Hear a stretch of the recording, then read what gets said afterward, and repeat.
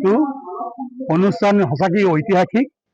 বৰ ভাল লাগিল যে এছাম মানুহৰ নিস্বাৰ্থভাৱে সমাজ সেৱা কৰাৰ যিটো স্বপ্ন, সেই স্বপ্ন আজি ইয়াত আমি আজি দেখা পালোঁ যে আজিৰ পৰা ৮৬ বছৰ আগতে এই সমাজৰ মানুহে প্ৰতিজ্ঞাবদ্ধ হৈছিল সমাজখন উন্নয়নৰ কাৰণে, মানৱ সমাজখন উন্নয়নৰ কাৰণে তেওঁলোকৰ প্ৰতি সাজৰ পৰা এমুঠি ভাত, এমুঠি চাউল তেওঁলোকে সঞ্চয় কৰি ৰাখিব আৰু এই গোটেই সমাজখনৰ মানুহ চাউলখিনি একগোট কৰি প্ৰত্যেকটো ৰবিবাৰে বেচিব আৰু সেই ধৰণৰে তেওঁলোকৰ সমাজৰ বিভিন্ন ধৰণৰ বিদ্যায়তনিক পৰিৱেশ, তেওঁলোকৰ ৰাস্তা ঘাট, তেওঁলোকৰ নামঘৰ ইত্যাদি ক্ষেত্ৰত তেওঁলোকে কৰিব।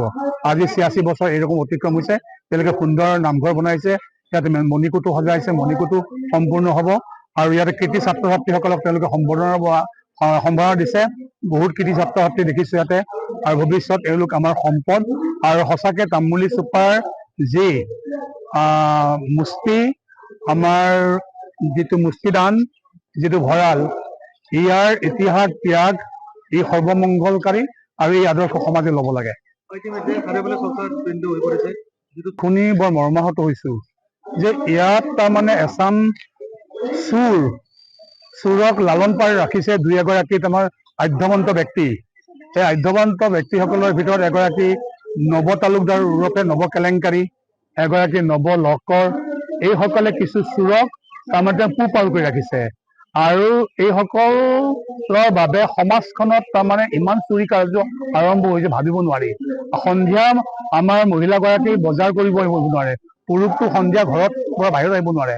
যদি ইফালে তাৰমানে যদি বাহিৰ হৈ আহে ঘৰৰ পৰা, তেওঁলোকে সন্ধিয়াৰ ভিতৰতে গোটেই পাকঘৰটো লণ্ড বন্ধ কৰি কাঁহ পিতলৰ বাচনবোৰ লৈ যায়।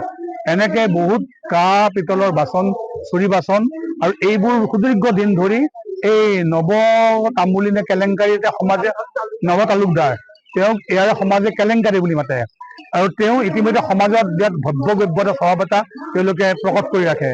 তেওঁ তাতে এইবোৰ তাৰমানে চব জমা হয় আৰু তেওঁ বেছি তেওঁলোক তাৰমানে সমাজখনত দুই এগৰাকী ল'ৰাক মদ পানী খুৱাই তাৰমানে অবিচাৰ কৰি ৰাখিছে। আজি ভগৱানৰ বিচাৰ, আজি এই চোৰগৰাকীয়েও আজি তেওঁ পলাতক অৱস্থাত আছে আৰু আইনে নিজৰ ব্যৱস্থা ল'ব আৰু নৱ কেলেংকাৰীক অনতি পলমে তাৰমানে কৰায়ত্ব কৰিব।